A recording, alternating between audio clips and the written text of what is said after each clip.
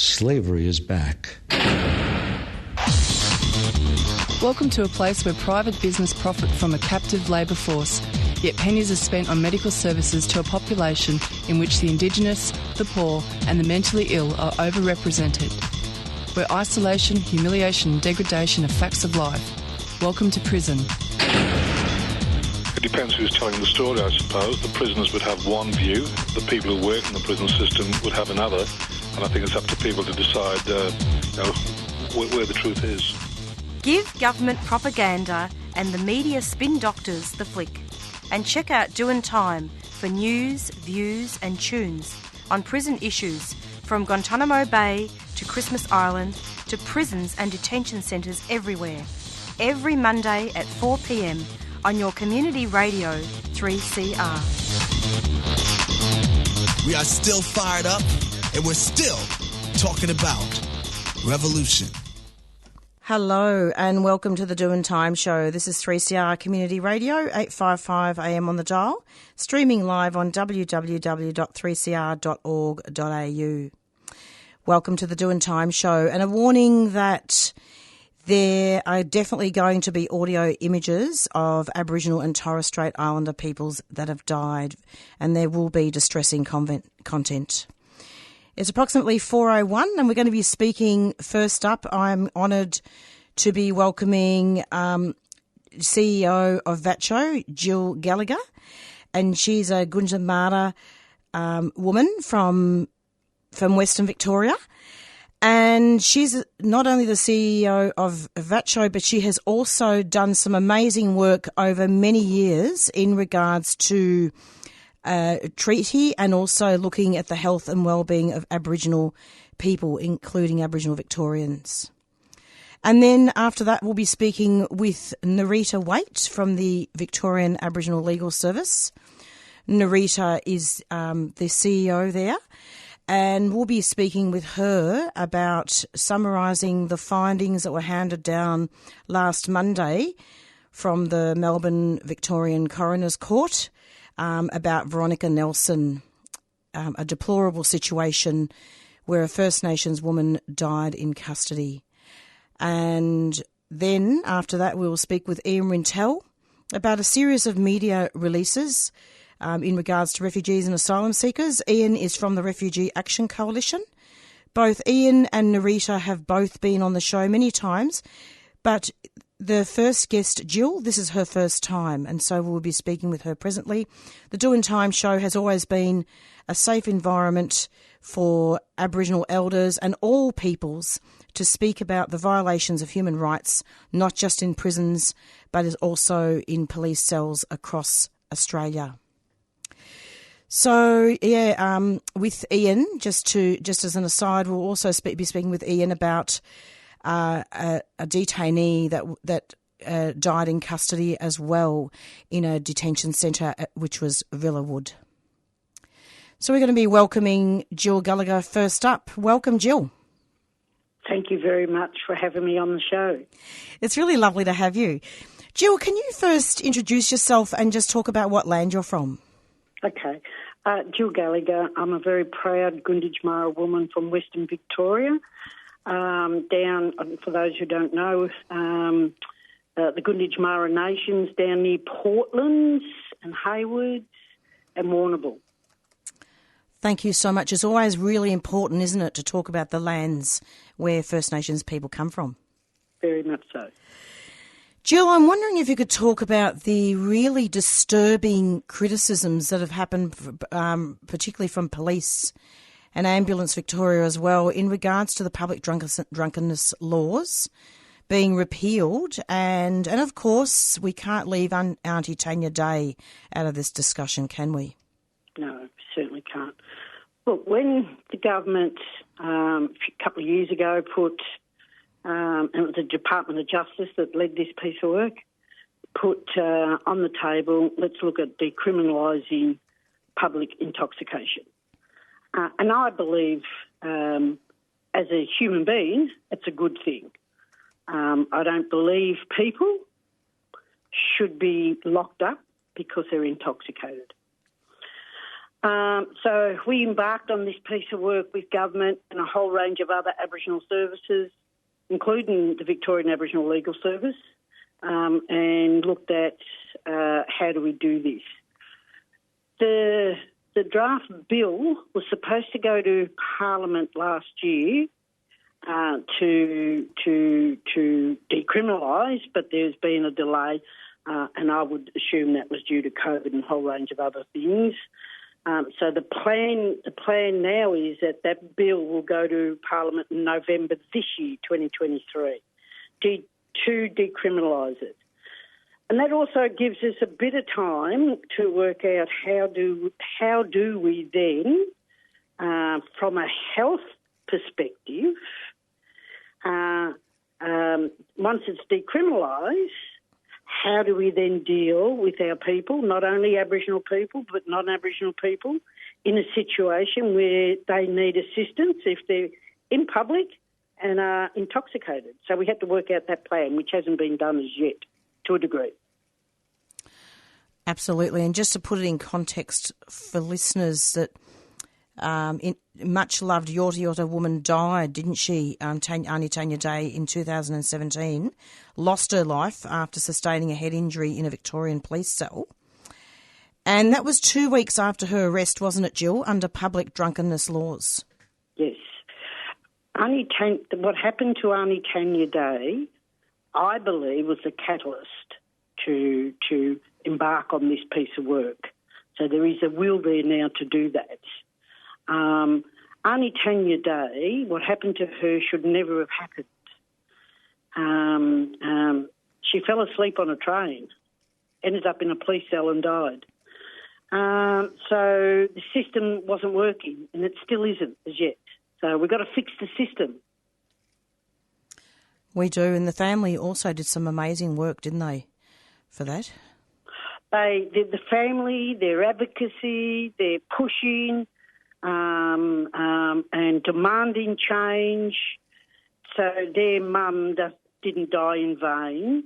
I think they need to be awarded some medal. But at the end of the day, it's not going to be. Well, I shouldn't say that. It's not going to be. It's a complicated task. It is. So once it's decriminalised, what's the process in the system now to help those people who may need that help? That's right. And that's the hardest part of working that out. We've got a whole service system out there, both Aboriginal community-controlled health services and also our mainstream services. Go on. No, I was just going to say, Jill, maybe what we need to do is just explain to listeners about what VACCHO does. Oh, okay. And then maybe, and also look, because you're doing really well, but also look at how what describes some of the public commentary that's been happening by police criticising this.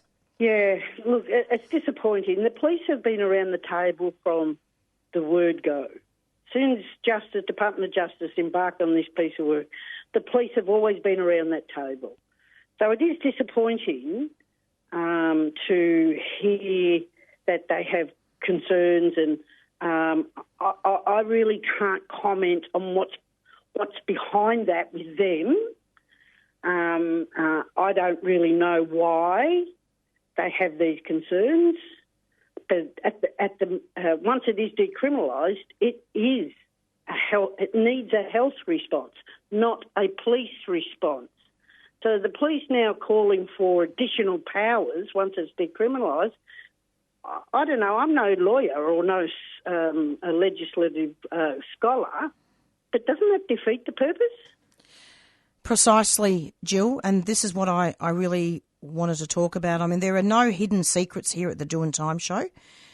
Yeah. We've just got a commitment here to really expose some of the brutalities and disproportionate things that have happened with Aboriginal people. And I'm really concerned. I mean, shouldn't there, you're right, a health response, shouldn't there be safe houses for Aboriginal people, for teenagers, when people are drunk, to put them in safe houses rather than in police cells? Yeah, so exactly right. And this is what the current work work is currently happening to work, how does that happen? How does that happen for our people, but also how does that happen for the wider community? So that's the important piece of work. And to have the police, who in the past have been the first responders, coming out and now sort of criticising and say we need additional powers, I think that's... can I be... Absolutely. I think that's very naughty. It is. It's very naughty, and I just don't understand why. You know, Jill, we all know, and this is public knowledge, that the inquest of Auntie Tanya Day, there were quite a lot of confronting findings that were handed down at the inquest, and this happened just before COVID, around 2019, about unconscious bias, systemic racism. These were all terms that have been said, and it's no secret. They're in public court documents. Yep. So, you know, it's really important, isn't it, to be able to say that having additional police powers is really not going to help. No. Why would we embark on this piece, very important piece of work? Why would we do that if they're just going to decriminalise that power, but yet they'll have another power? That's exactly right. It's ludicrous. It is really ludicrous. And, you know, I have been reading a lot of material, not only about VACCHO, but also about some of the amazing work you have done at museums as well. Can you talk about that? Yeah. What a lot don't know, that I've just finished a very important piece of work. I was on for the past 2 years, I have been on a review panel of independent people. I was the only Aboriginal person, and there was 3 of us, and our mandate was to actually review the culture of correctional services here in Victoria. It doesn't include police, it just includes adult prisons, by the way. Great. So our review is just finished, and we've handed our report with all our recommendations, which a lot of them mirror the coroner's recommendations for Veronica Nelson. Oh, okay, yep. Yes, so I'm very familiar with what come out of the Veronica Nelson inquiry. And so as the review panel, there's a lot of recommendations in there for reform. I mean, you don't need to have a PhD to know that a lot of our people, as Aboriginal people, we're incarcerated solely because of poverty. You know, the crimes of poverty that our people commit, what's driving them is that poverty. So, you know, Veronica Nelson and Auntie Tanya Day, by the way, should never have been arrested. No, that's exactly right. From when Veronica was arrested, police have discretionary powers to grant bail, and she was arrested allegedly shoplifting.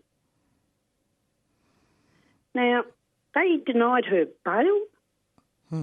They incarcerated her at Dame Phyllis, and they denied this woman her basic human rights to health care.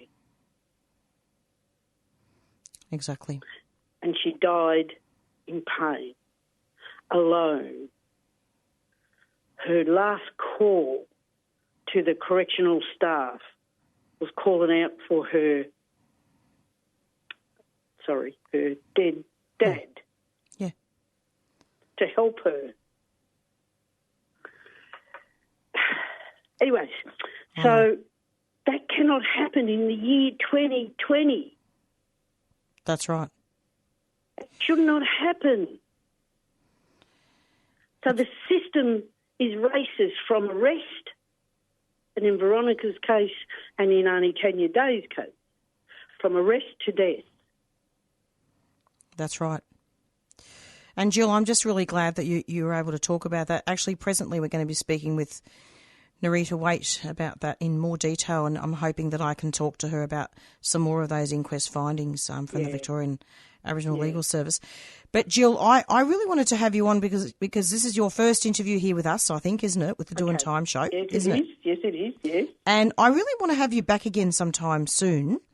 I just wanted to talk to you a bit in more detail about this health response that you're talking about, because I know VACCHO that's how you pronounce it, isn't it? Yes, that's correct. VACCHO is a community-controlled Aboriginal organisation, and I don't think we have enough of those, do we? So, but we better get on to Nerita. Okay. Am I able to interview you again in a couple of weeks, Jill? Of course, by all means. I would love that to happen, and thank you so much for talking about Auntie Tanya, because that was terribly important. It went quickly, didn't it? It doesn't feel like 15 minutes. I know, but anyways, I'd love to talk to you some more. No, I want to do that, and I'll email very soon and get that happening.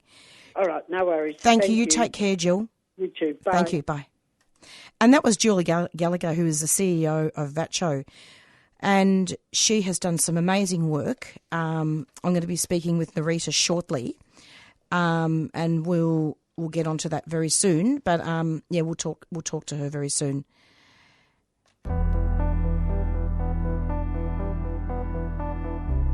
Tune in to 3CR Victoria's Pride Street Party broadcast, a 4-hour special event on Sunday, the 12th of February from 12 to 4 p.m. We'll be broadcasting out on the street and featuring the voices of 3CR's queer programmers and guests, including Out of the Pan, In Your Face, PX Whānau and Queer in the Air, on topics that focus on queer pride and ongoing advocacy for LGBTIQA+ people. Listen to the broadcast on air or live from the corner of Smith and Mason Streets in Fitzroy. For more details, head to 3cr.org.au/3CR Pride Party 2023. And what a very elegant announcement that was about the Pride Party. But anyway, we are going to be speaking now with Nerita Waight, who's been on our show quite a few times now, and she's from the Victorian Aboriginal Legal Service. We're going to be speaking with her about the findings of the inquest that were handed down from the Victorian Coroner's Court, on the 30th of January 2023. And have a look at that with the passing of Veronica Nelson. We heard just previously from Jill Gallagher, who also had some quite emotional commentary about Veronica Nelson as well. Hello, Nerita. Welcome to the program. Thank you, Marisa. It's lovely to have you. Veronica Nelson has touched many, many people. It would surprise me if the tragic story of Veronica didn't touch people, especially anybody who caught the coroner's finding recommendations, where at the end he read out a letter that Veronica wrote to her mother, which showed what a beautiful spirit she was, and someone who was not deserving, not that anybody is, of the treatment that she received at the hands of the state. Absolutely. I spent most of the day last Monday actually attending the findings, and then I read out the statements of the family in the afternoon. But the reason why I'm having you on here today, Nerita, is I was wondering if you could just talk about some of the findings and in a little bit of detail, and talk about, just summarise those and have a look at what the legal service has been doing in regards to that. First, I just want to say that it's really been an honour for VALS to be able to support Uncle Percy in his quest for justice for Veronica. His courage and humanity has been remarkable, and as he has been saying all along, there wasn't one point of failure in the events that led to Veronica's death. Effectively, everyone and everything failed, and that's why it's not about mitigatory practices. It's actually about big transformational changes that are needed and fast if outcomes like these are to be avoided. And the coroner made a really broad range of really important findings, including that the Bail Act is an unmitigated disaster, which experts warned the Victorian government, particularly Premier Dan Andrews, of back in 2017 and 18. He found that the reverse onus test breached the Charter of Human Rights. The government reviews lied about crucial details, were grossly misleading and inadequate. The Corrections Victoria and Correct Care Australasia failed to ensure equivalent healthcare, which caused Veronica's death. that there was a stigma of drug users that also contributed to her death. And we believe that the key areas for reform are bail laws, prison healthcare, investigations of death in custody, systemic racism in the criminal legal system.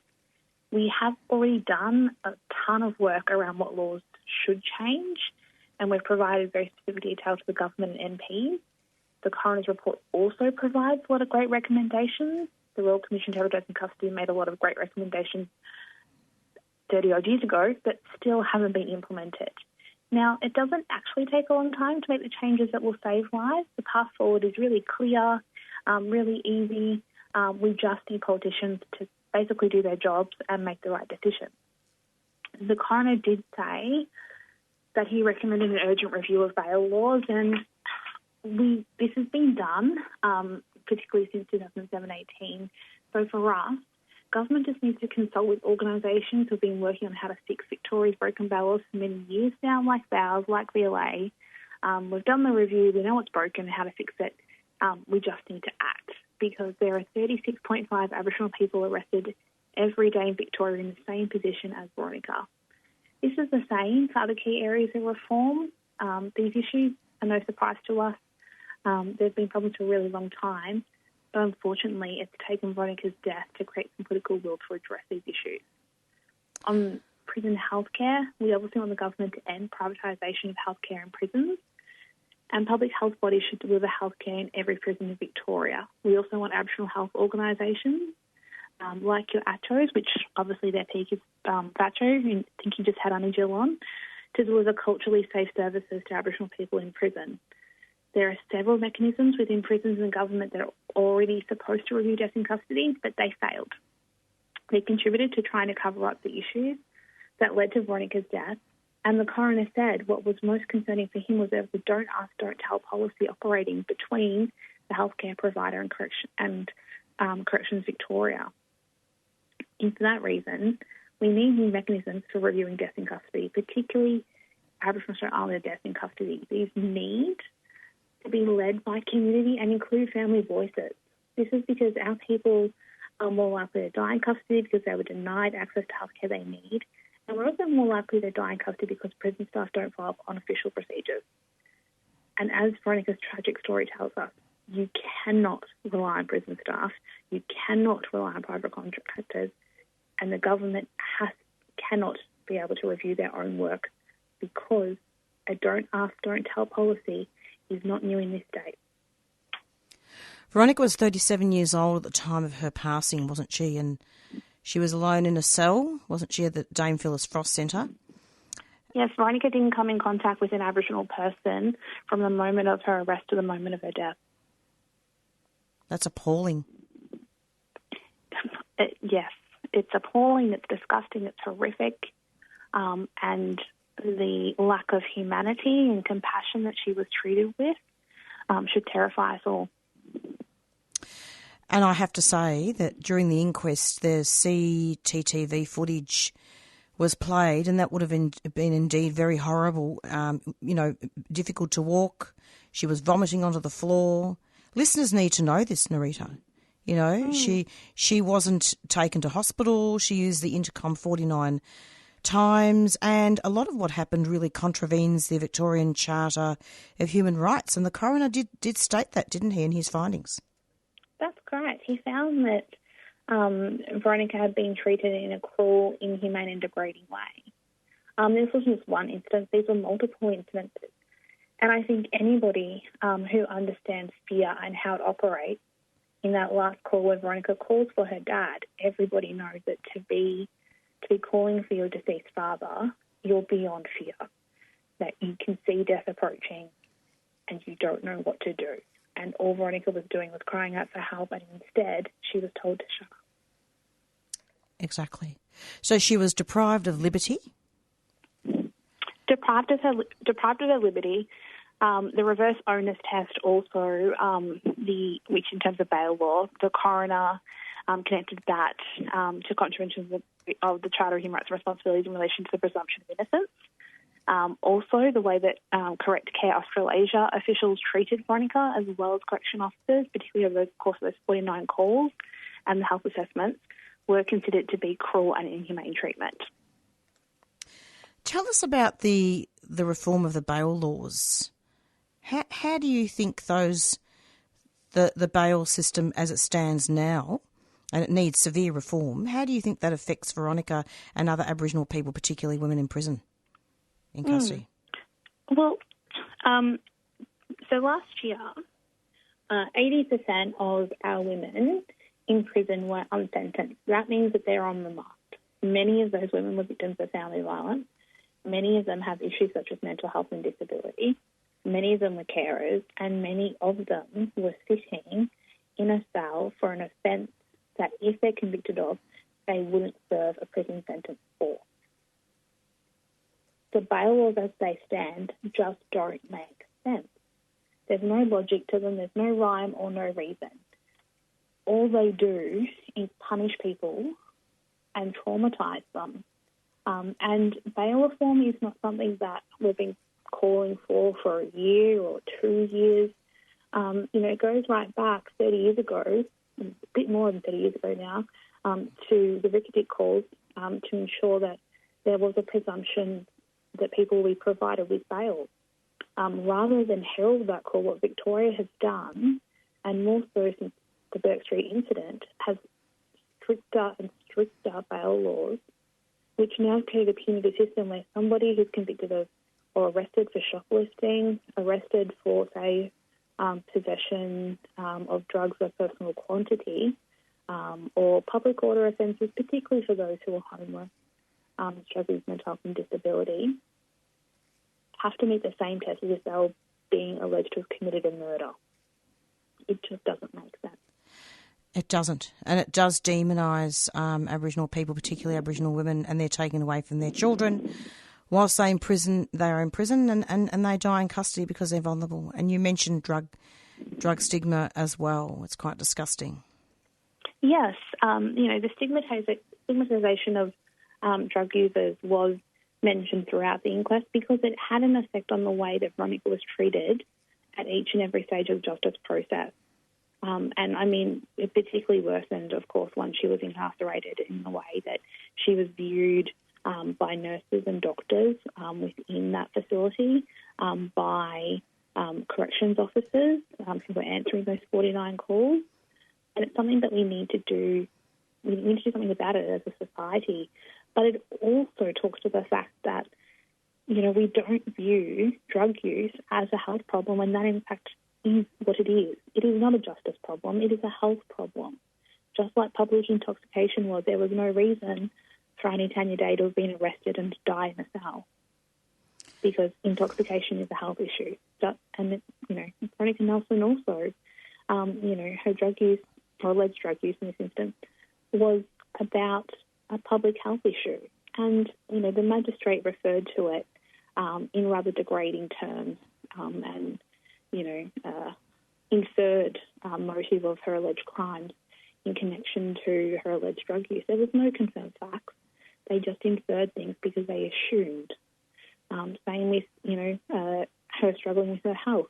The corrections officials and the nurses and the doctors just assumed because she was withdrawing, that's all she was complaining about, without actually looking at her circumstances personally, without assessing whether or not she should have been withdrawing, if that was the appropriate treatment.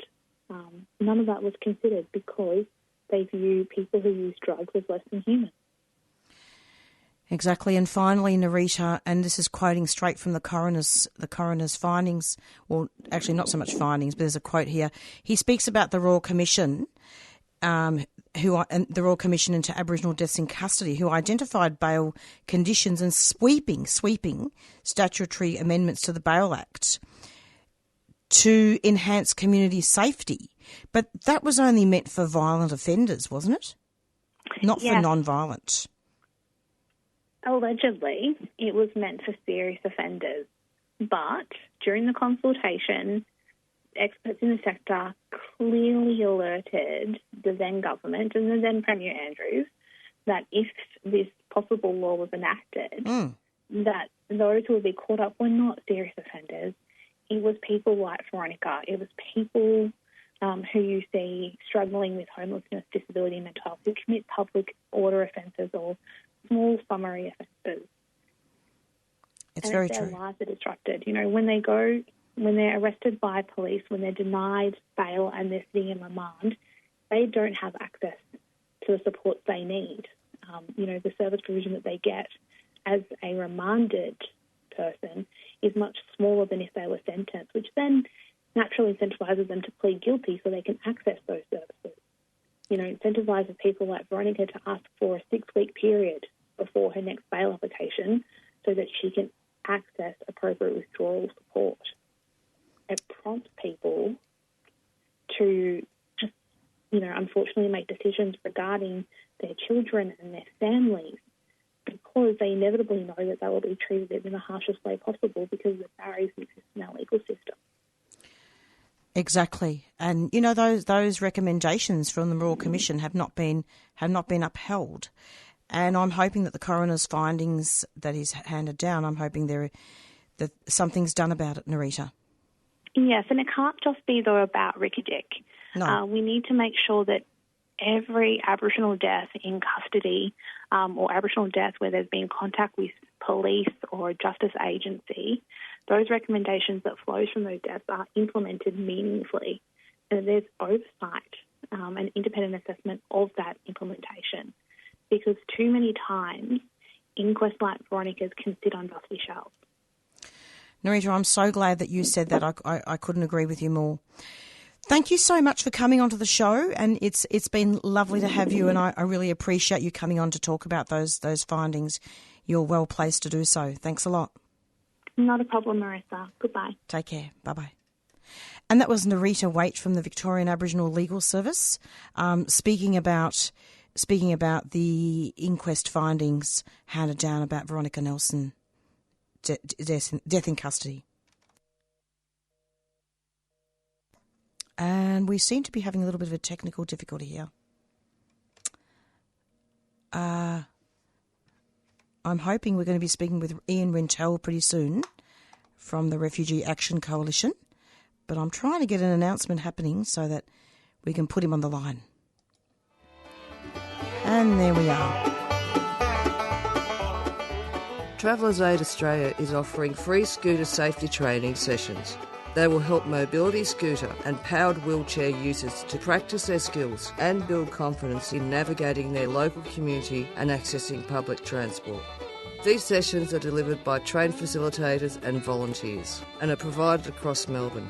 For more information or to register interest, visit travellersaid.org.au, call on 03 9654 2600 or email info@travellersaid.org.au. Travellers Aid Australia is a 3CR supporter.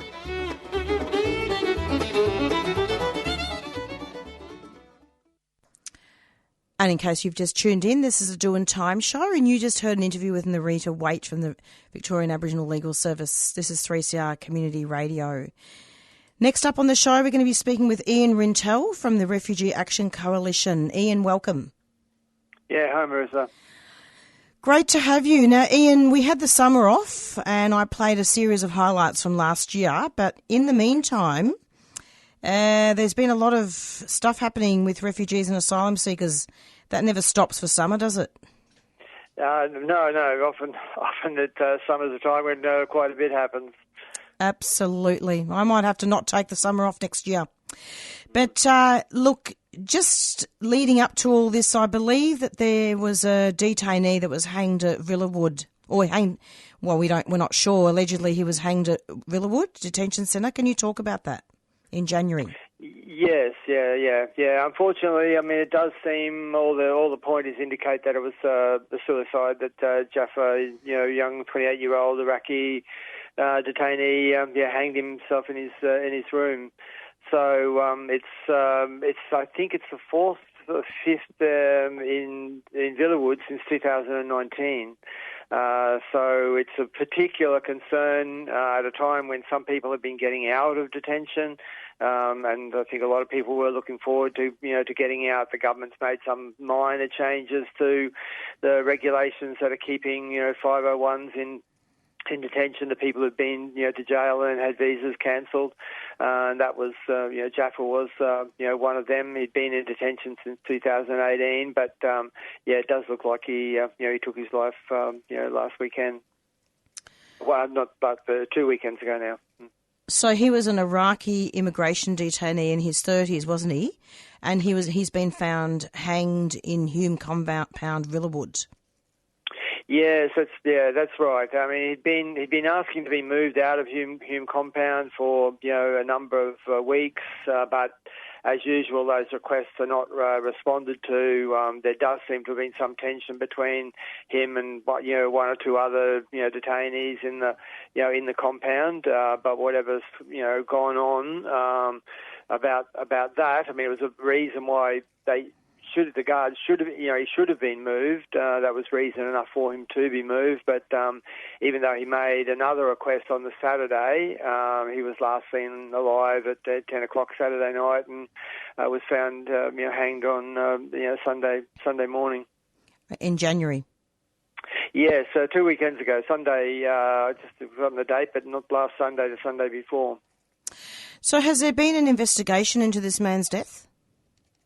No, I mean, unfortunately, that won't happen for some time. There's the autopsy's been done, and there will be a coronial inquiry, but that could be 12, 18 months away. Is so often the case before any real information is forthcoming or will become public.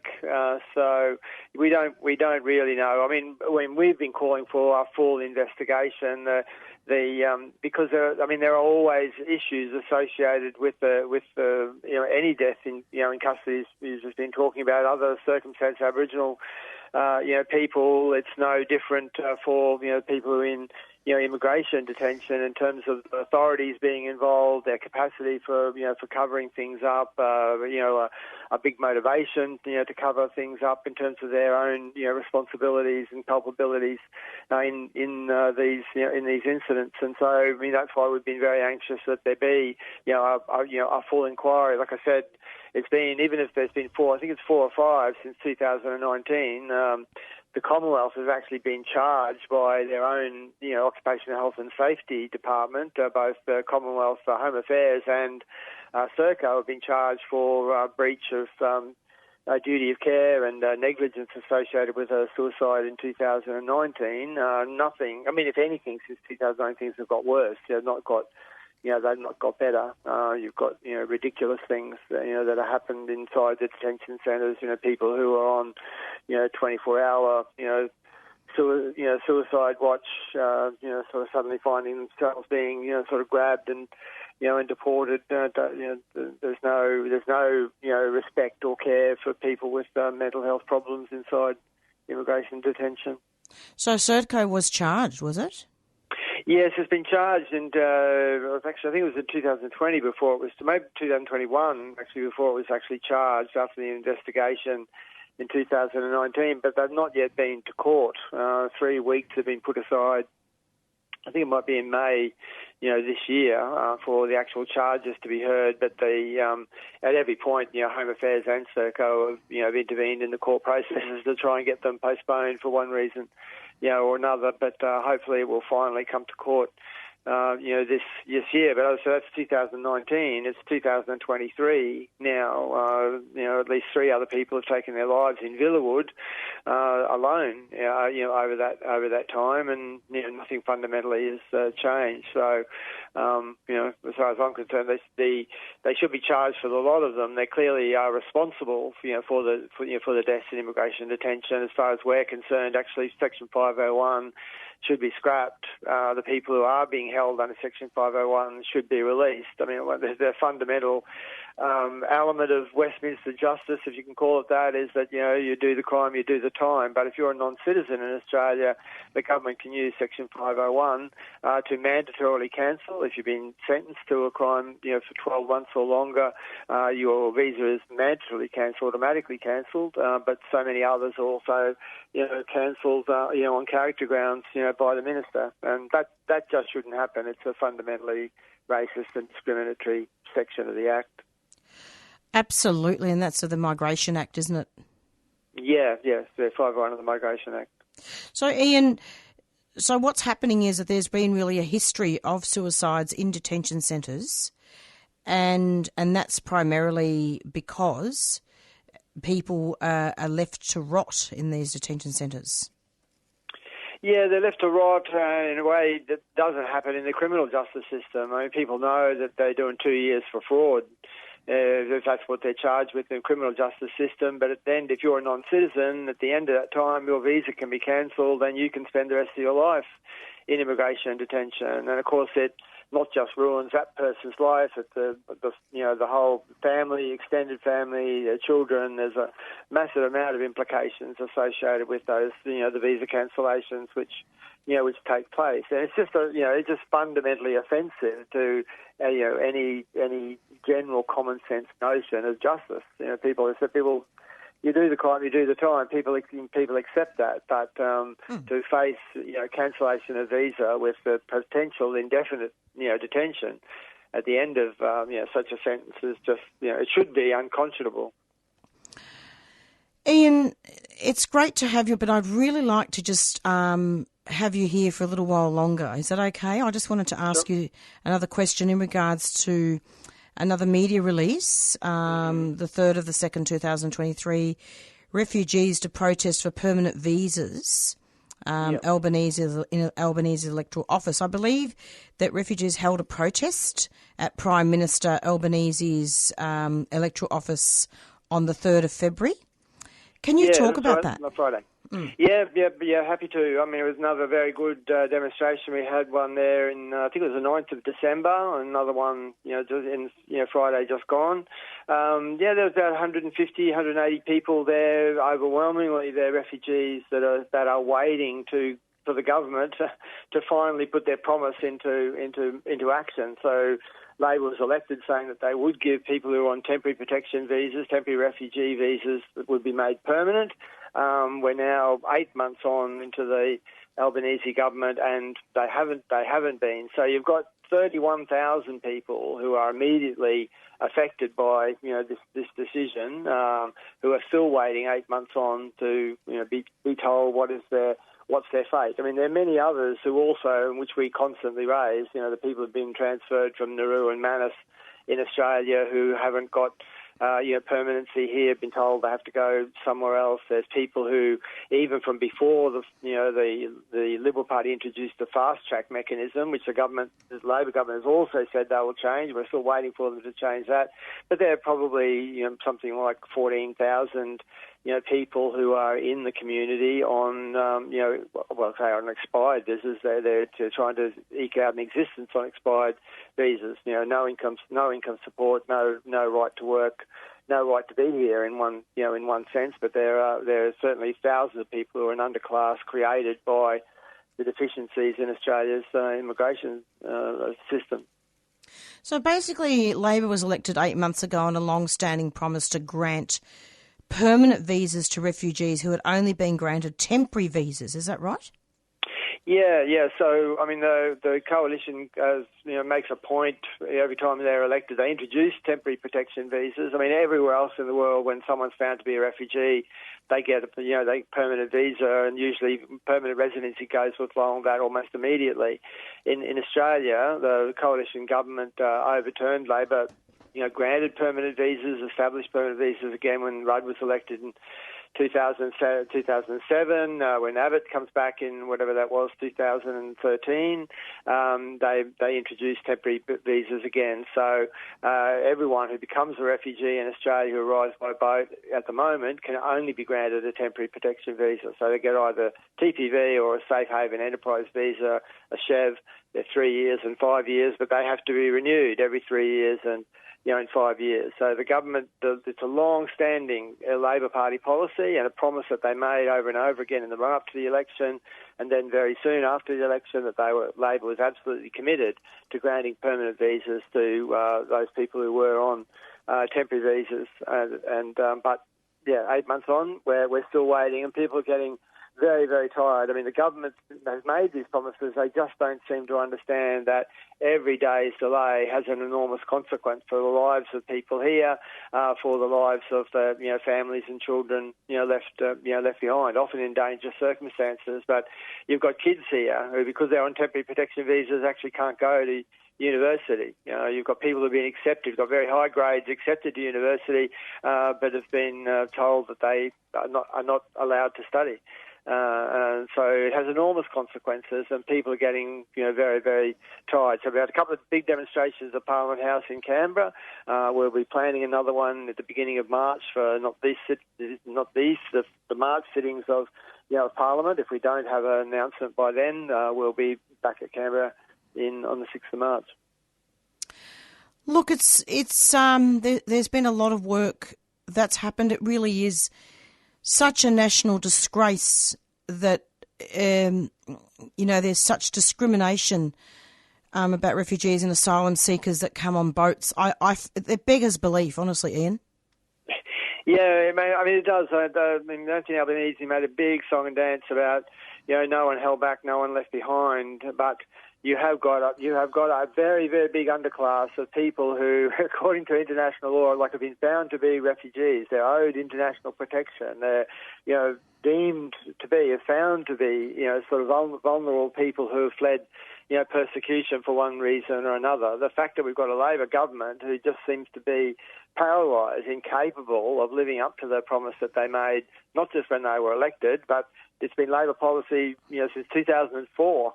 So there should be, and no one can see any, impediment. I'll tell you, Marisa, that that just brings it home. Yeah. People whose visas are expiring now, temporary visas expiring now, have to apply for a temporary visa. So even the ones that are expiring now, that could be turned into permanent with a flick of a pen in the individual cases, that's not happening. People are still being issued temporary visas. As their visa expired, they have to apply for another temporary visa, and they're being issued temporary visas. I mean, it's a very conscious and deliberate act. The government, for the family in Villawood, they were very quick after they elected to get brownie points for giving that family permanent residency and granting permanent visas. But that happened within a few weeks. It took nothing more than a signature on a piece of paper from the immigration minister. He could spend a day and a half actually and just sign all the bits of paper if that's what it took. There's no excuse anymore. But why? Why is this happening? Look, to be honest, I think they're paralysed by their own rhetoric. For too long, the Labor's gone along with the whole rhetoric that somehow or other, the boat arrivals are tied up with issues of border protection and national security. I think they're scared, witless, that Peter Dutton will attack them for being soft on refugees or soft on border protection for granting permanent visas. But make the point again. That's the policy Labor was elected on. The Rudd government could do it within 5 months. That was bad enough. Now, Albanese government, they've done it once in 5 months. They know how to do it.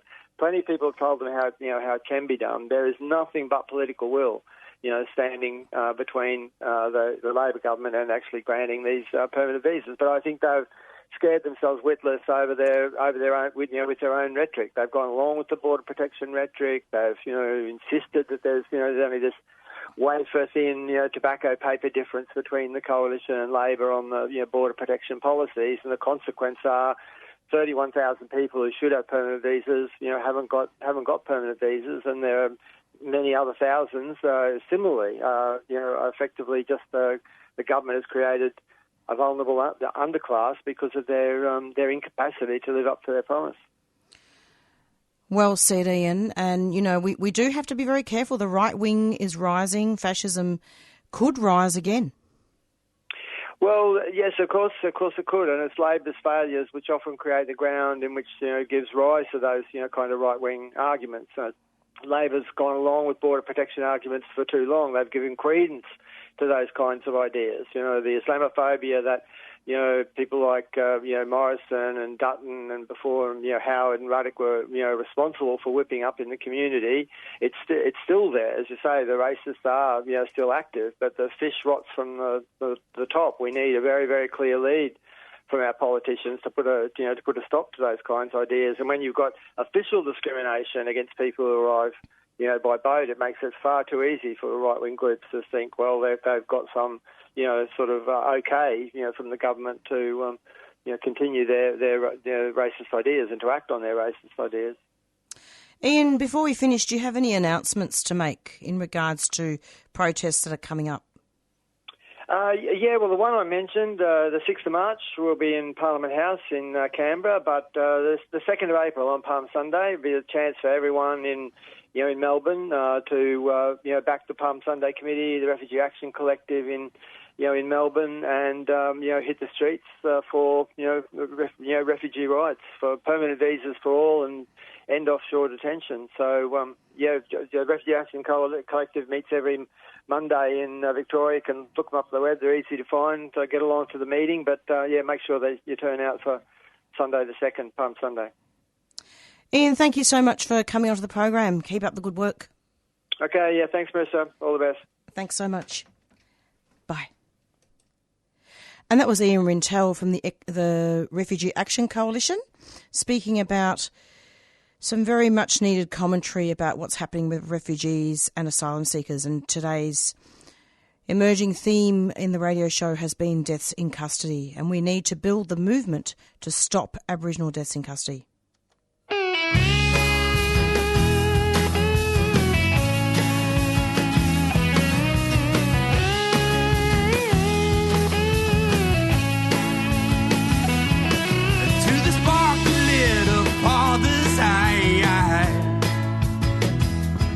Maybe a child can teach a man to fly. When I dreamed of you so long ago, it took a leap of faith to make it so. Your mother and I both hold you in our heart. We couldn't share a home, and so we had to part. But we shared a love when we gave you your name. And if nothing else, please know you're not to blame. This could be an invocation, singing softly at the dawn. Survivors' tales were written in you on the day that you were born.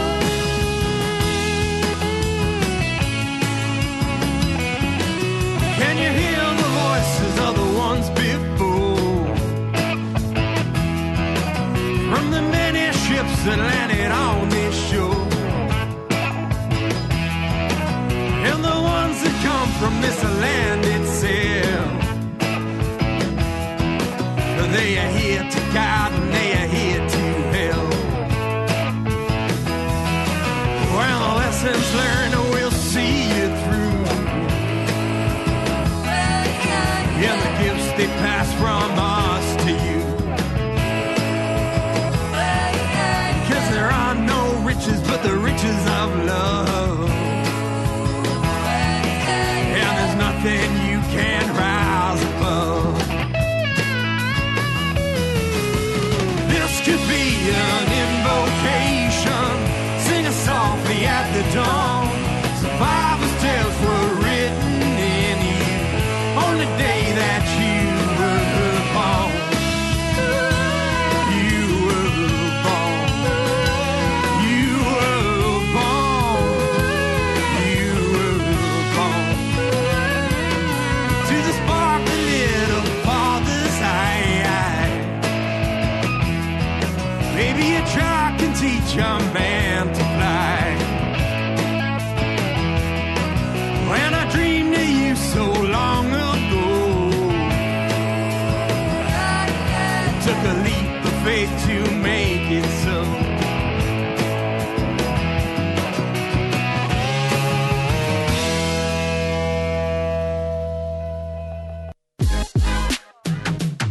3CR is radical radio, and that means more than just alternative current affairs and political coverage. We're radical because we're an independent media outlet, owned and operated by the community. We're radical because we give communities the control of their own shows, with their own music, in their own languages. We're radical because we provide a media platform for communities to build their own power to create social change. Become a subscriber and support Radical Radio.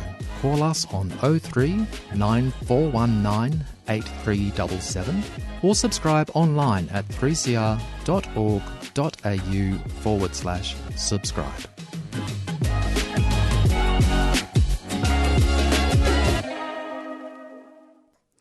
And you're back with the Doin Time show, and we're nearing the end of our show. It's approximately 4:54. Thank you to all our guests today for coming in, and we had a continuation of a discussion about Veronica Nelson dying in custody and looking at the inquest findings. There will be many more interviews covering those findings, as it is extremely relevant to First Nations commentary. And you just heard a song by Les Thomas, who's one of my favourite Aboriginal musicians, and I always miss it whenever he's playing, so I'm hoping I can go and see him sometime. And the song was entitled Survivor's Tale. And a cheerio to Rob, who has also done a little bit of work with the Doin Time show, who's probably outside in the courtyard listening. And it's approximately 4:55, and we've got about 2 minutes left of our show, and it's goodbye from Marisa. And we're going to be going out now with our theme song, Black Fella, White Fella by the Rumpy Band, and it is Subscriber Week next week, and I'm going to be doing a special subscriber show, so get on and subscribe. Be kind to each other. Kindness costs nothing. Bye. Second time lucky. You've been listening to a 3CR podcast produced in the studios of independent community radio station 3CR in Melbourne, Australia. For more information, go to allthews.3cr.org.au. Black fella, white fella, it doesn't matter what you colour, as long as you a true fella, as long as you a real fella.